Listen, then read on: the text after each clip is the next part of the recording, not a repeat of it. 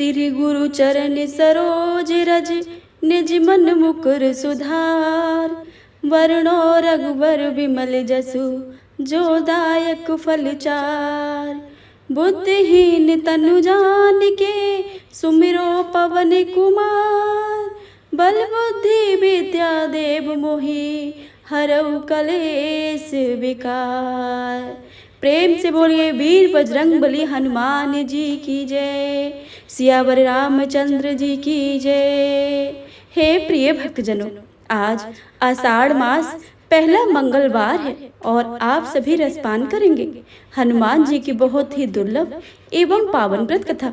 तो आप सभी भक्तों से विनम्र अनुरोध है कि कथा को भक्ति भाव से और प्रसन्न मनचित से पूरा अवश्य सुनिएगा और कमेंट बॉक्स में जय श्री राम लिखना बिल्कुल भी मत भूलिएगा। आइए आज की कथा का शुभारंभ करते हैं। जय श्री गणेश। एक बार नैमिषारण्य तीर्थ में 88,000 मुनि एकत्रित होकर पुराणों के ज्ञाता श्री सूत जी से पूछने लगे, हे महामुनि, आपने हमें अनेक पुराणों की कथाएं सुनाई हैं। अब कृपया करके हमें ऐसा व्रत और कथा बताएं जिसके करने से संतान की प्राप्ति हो तथा मनुष्यों का रोग शोक अग्नि सर्व दुख आदि भय को दूर होकर, क्योंकि कलयुग में सभी जीवों की आयु बहुत कम है, फिर इस पर उन्हें रोग चिंता के कष्ट लगे रहते हैं, तो फिर वह श्री हरि के चरणों में अपना ध्यान कैसे लगा सकेंगे। श्री सूत जी बोले, हे मुनियों, आपने लोक कल्याण के लिए बहुत ही उत्तम बात पूछी है। एक बार युधिष्ठिर ने भगवान कृष्ण से लोक कल्याण के लिए यह प्रश्न किया था।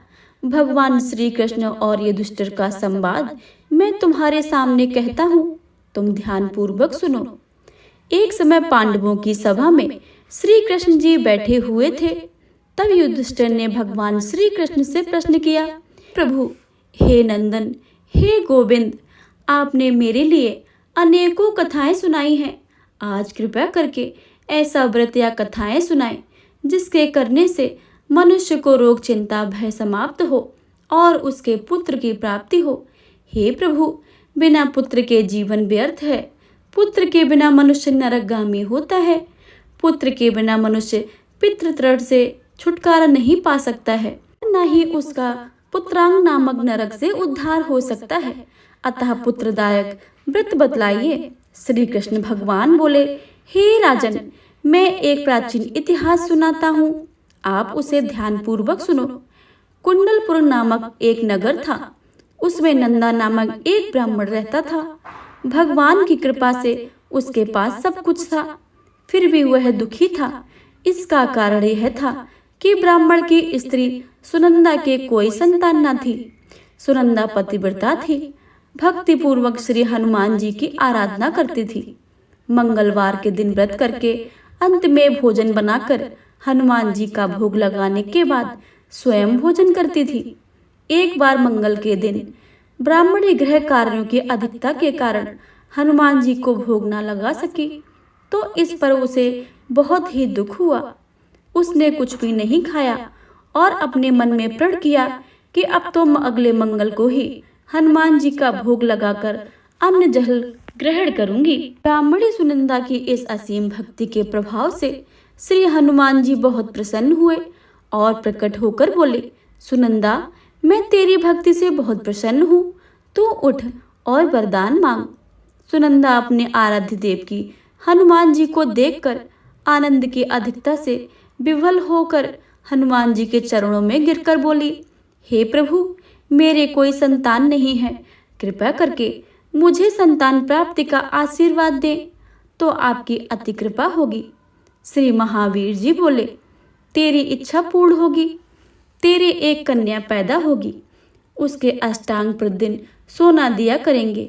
इस प्रकार कहकर श्री महावीर जी अंतर्ध्यान हो गए। ब्राह्मणी सुनंदा बहुत ही हर्षित हुई। यह समाचार उसने अपने पति से कहा। ब्रह्मदेव कन्या का वरदान सुनकर कुछ दुखी हुए, परंतु सोना मिलने की बात सुनी तो बहुत प्रसन्न हुए।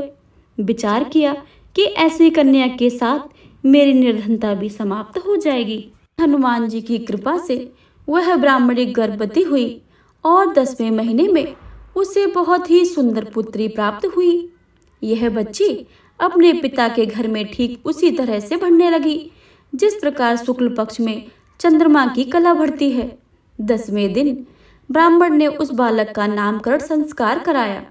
उसके कुल पुरोहित ने उस बालिका का नाम रत्नावली रखा, क्योंकि यह कन्या सोना प्रदान करती थी। इस कन्या ने पूर्व जन्म में बड़े ही विधान से मंगल देव का व्रत किया था। रत्नावली का अष्टांग बहुत सा सोना देता था। उस सोने से नंदा ब्राह्मण बहुत ही धनवान हो गया। अब ब्राह्मण भी बहुत अभिमान करने लगा था। समय बीतता रहा। अब रत्नावली 10 वर्ष की हो चुकी थी। एक दिन जब नंदा ब्राह्मण प्रसन्नचित्त था, तब सुनंदा ने अपने पति से कहा, मेरी पुत्री रत्नावली विवाह के योग्य हो गई है, अतः आप कोई सुंदर तथा योग्य वर देखकर उसका विवाह कर दें। सुनकर ब्राह्मण बोला, अभी तो रत्नावली बहुत छोटी है। तब ब्राह्मणी बोली, शास्त्रों की आज्ञा की कन्या 8वें वर्ष में गौरी, 9 वर्ष में रोहिणी, 10वें वर्ष में कन्या, इसके पश्चात रजस्वला हो जाती है। गौरी के दान से पाताल लोक की प्राप्ति होती है, रोहिणी के दान से वैकुंठ लोक की प्राप्ति होती है, कन्या के दान से इंद्रलोक से सुखों की प्राप्ति होती है। अगर हे पतिदेव रजस्वला का दान किया जाता है तो घोर नरक की प्राप्ति होती है। इस पर ब्राह्मण बोला, अभी तो रत्नावली मात्र 10 वर्ष की है और मैंने तो 16-16 वर्ष की कन्याओं के विवाह कराए हैं, अभी जल्दी क्या है। तब ब्राह्मणी सुनंदा बोली, आपको तो लोभ अधिक हो गया है। लगता है शास्त्रों में कहा गया है कि माता पिता और बड़ा भाई रजस्वला कन्या को देखते ही वह अवश्य ही नरकगामी होते हैं। तब ब्राह्मण बोला, अच्छी बात है, कल मैं अवश्य ही योग वर तलाश में अपना दूत भेजूंगा। दूसरे दिन ब्राह्मण ने अपने दूत को बुलाकर और आज्ञा दी, जैसी सुंदर मेरी कन्या है वैसा ही सुंदर वर उसके लिए तलाश करो। दूत अपने स्वामी की आज्ञा पाकर निकल पड़ा। पंपई नगर में उसने एक सुंदर लड़के को देखा। यह बालक एक ब्राह्मण परिवार का बहुत धनवान पुत्र था और गुणवान था। इसका नाम सोमेश्वर था। दूत ने इस सुंदर व गुणवान ब्राह्मण पुत्र को बारे में अपने स्वामी को पूर्ण विवरण बता दिया। ब्राह्मण नंदा को भी सोमेश्वर अच्छा लगा और शुभ मुहूर्त में विधि पूर्वक कन्यादान करके ब्राह्मण ब्राह्मणी संतुष्ट हुए। परंतु ब्राह्मण के मन में तो लोभ समाया था। उसने कन्यादान तो कर दिया था, पर वह बहुत खिन्न था। उसने विचार किया कि रत्नावली तो अब चली जाएगी और मुझे इससे तो सोना मिलता था, अब वह मिलेगा नहीं। मेरे पास तो जो धन था उसके विवाह में खर्च हो गया है, जो शेष बचा है वह भी कुछ दिनों पश्चात समाप्त हो जाएगा, तो इसका विवाह करके बहुत ही बड़ी भूल कर दी है। अब कोई ऐसा उपाय हो कि रत्नावली मेरे घर पर ही बनी रहे, अपनी ससुराल न जावे। लोभ रूपी राक्षस ब्राह्मण के मस्तिष्क पर छाता रहा। रात भर अपनी सैया पर बेचैनी से करवटें बदलते बदलते उसने एक बहुत ही क्रूर निर्णय लिया। उसने विचार किया कि जब रत्नावली को लेकर उसका पति सोमेश्वर अपने घर के लिए जाएगा तो वह मार्ग में छिपकर सोमेश्वर का वध कर देगा और अपनी लड़की को अपने घर ले आएगा, जिससे नियमित रूप से उसे सोना भी मिलता रहेगा और समाज का कोई मनुष्य दोष भी नहीं देगा। प्रातःकाल हुआ तो नंदा और सुनंदा ने अपने जमाई और लड़के को बहुत सारा धन देकर विदा किया। सोमेश्वर अपनी पत्नी रत्नावली को लेकर ससुराल में अपने घर की तरफ चल दिया। ब्राह्मण नंदा महालोक के वशीभूत हो अपनी मति खो चुका था। पाप पुण्य उसे विचार न रहा था। अपने भयानक व क्रूर निर्णय को कार्य रूप देने के लिए उसने अपने दूत को मार्ग में अपने जमाई का वध करने के लिए भेज दिया था, ताकि रत्नावली से प्राप्त होने वाला सोना उसे हमेशा लगातार मिलता रहे और वो कभी निर्धन ना हो। ब्राह्मणों के दूत ने अपने स्वामी की आज्ञा का पालन करते हुए उसके जमाई सोमेश्वर का मार्ग में ही वध कर दिया। समाचार प्राप्त ब्राह्मण नंदा मार्ग में पहुंचा और रुदन करती अपनी पुत्री रत्नावली से बोला, हे पुत्री, मार्ग में लुटेरों ने तेरे पति का वध कर दिया है। भगवान की इच्छा के आगे किसी का कोई बस नहीं चलता है। अब तू घर चल, वहां पर ही रहकर शेष जीवन व्यतीत करना। जो भाग में लिखा है वही होगा। अपने पति का अकाल मृत्यु से रत्नावली बहुत दुखी हुई।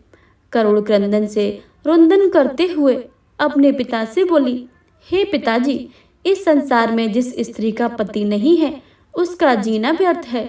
मैं अपने पति के साथ ही अपने शरीर को जला दूंगी और सती होकर अपने इस जन्म को, माता पिता के नाम को तथा सास ससुर के यश को सार्थक करूंगी। ब्राह्मण नंदा अपनी पुत्री रत्नावली के ऐसे वचनों को सुनकर बहुत दुखी हुआ। विचार करने लगा, मैंने व्यर्थ ही जमाई का वध का पाप अपने सिर लिया है। रत्नावली तो उसके पीछे अपने प्राण तक देने को तैयार है। मेरा तो दोनों तरफ से मरण हो गया है। धन तो अब मिलेगा नहीं। जमाई वध के पाप के फलस्वरूप यम यातना भी भुगतनी पड़ेगी। यह सोचकर वह बहुत खिन्न हुआ। सोमेश्वर की चिता बनाई गई। रत्नावली सती होने की इच्छा से अपने पति का सिर अपनी गोद में रखकर चिता में बैठ गई। जैसे ही सोमेश्वर की चिता को अग्नि लगाई गई, वैसे ही प्रसन्न होकर मंगलदेव वहां प्रकट हुए और बोले, हे रत्नावली, मैं तेरी पति भक्ति से बहुत प्रसन्न हूँ, तू वरदान मांग ले। रत्नावली ने अपने पति का जीवन दान मांगा। तब मंगलदेव बोले, रत्नावली, तेरा पति अजर अमर है, यह महाविद्वान भी होगा और इसके अतिरिक्त तेरी जो इच्छा हो सो वर मांग ले। तब रत्नावली बोली, हे ग्रहों के स्वामी, यदि आप मुझ पर प्रसन्न हैं तो मुझे यह वर दीजिए कि जो मनुष्य मंगलवार के दिन प्रातः काल लाल पुष्प लाल चंदन से पूजा करके आपको स्मरण करे, उसके रोग व्याधि ना हो, स्वजनों का कभी वियोग ना हो, सर्प अग्नि तथा शत्रुओं का भय ना रहे। जो स्त्री मंगलवार का व्रत करे वह कभी विधवा ना हो। मंगलदेव तथास्तु कहकर अंतर्ध्यान हो गए। सोमेश्वर मंगलदेव की कृपा से जीवित हो उठा। रत्नावली पति को पुनः प्राप्त करके बहुत ही प्रसन्न हुई और मंगलदेव का व्रत करके प्रत्येक मंगलवार को व्रतराज और मंगलदेव की कृपा से इस लोक में सुख ऐश्वर्य को भोगते हुए अंत में अपने पति के साथ स्वर्ग लोक को गई। प्रेम से बोले, भगवान मंगलदेव की जय, भगवान वीर बजरंगबली की जय। मंगलवार की एक और कथा के अनुसार एक ब्राह्मण दंपति की कोई संतान नहीं थी, जिसके कारण पति पत्नी दुखी थे। वह ब्राह्मण हनुमान जी की पूजा हेतु वन में चला गया। वह पूजा के साथ महावीर जी से एक पुत्र की कामना प्रकट किया करता था। घर पर उसकी पत्नी मंगलवार व्रत पुत्र की प्राप्ति के लिए किया करती थी। मंगल के दिन व्रत के अंत में भोजन बनाकर हनुमान जी को भोग लगाने के बाद स्वयं भोजन ग्रहण करती थी। एक बार कोई व्रत आ गया जिसके कारण ब्राह्मणी भोजन न बना सकी। तब हनुमान जी का भोग भी नहीं लगाया। वह अपने मन में ऐसा प्रण करके सो गई कि अगले मंगलवार को हनुमान जी का भोग लगाकर अन्न ग्रहण करूंगी। वह भूखी प्यासी 6 दिन तक पड़ी रही। मंगलवार के दिन उसे मूर्छा आ गई। तब हनुमान जी उसकी लगन और निष्ठा को देखकर अति प्रसन्न हो गए। उन्होंने उसे दर्शन दिया और कहा, मैं तुमसे अति प्रसन्न हूँ। मैं तुमको एक सुंदर बालक देता हूँ जो तेरी सेवा किया करेगा। हनुमान जी मंगलवार को बाल रूप में उसको दर्शन देकर अंतर्ध्यान हो गए। सुंदर बालक पाकर ब्राह्मणी अति प्रसन्न हुई। ब्राह्मणी ने बालक का नाम मंगल रखा। कुछ समय पश्चात ब्राह्मण वन से लौटकर प्रसन्नचित्त सुंदर बालक को घर में क्रीड़ा करते देखकर वह ब्राह्मण पत्नी से बोला, यह बालक कौन है? पत्नी ने कहा, मंगलवार के व्रत से प्रसन्न होकर हनुमान जी ने दर्शन देकर मुझे यह बालक दिया है। पत्नी की बात छल से भरी जान उसने सोचा, यह कुलटा व्यभिचारिणी अपनी कलुषता छुपाने के लिए बातें बना रही है। एक दिन उसका पति कुएं पर पानी भरने चला तो पत्नी ने कहा कि मंगल को भी साथ ले जाओ। वह मंगल को साथ ले चला और उसको कुएं में डालकर वापस पानी भरकर आया। तो पत्नी ने पूछा कि मंगल कहाँ है? तब मंगल मुस्कुराता हुआ घर आ गया। उसको देखकर ब्राह्मण आश्चर्यचकित हुआ। रात्रि में उसके पति से हनुमान जी ने स्वप्न में कहा, यह बालक मैंने दिया है, तुम पत्नी को उल्टा क्यों कहते हो?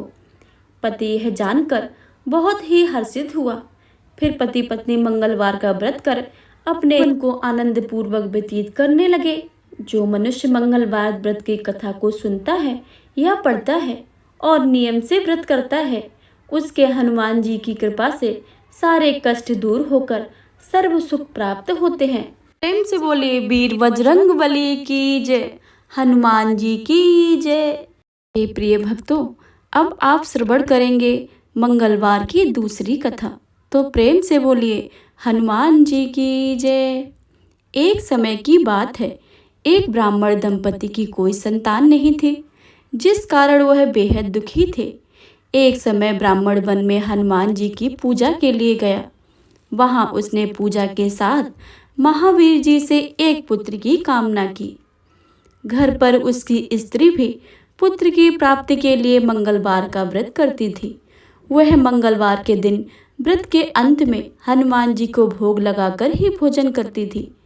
एक बार व्रत के दिन ब्राह्मणी ने भोजन नहीं बना पाया और न ही हनुमान जी को भोग लगा सकी। उसने यह प्रण किया कि वह अगले मंगलवार को ही भगवान को भोग लगाकर ही भोजन करेगी।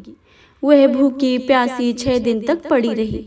मंगलवार के दिन वह बेहोश हो गई। हनुमान जी उसकी निष्ठा और लगन को देखकर प्रसन्न हुए।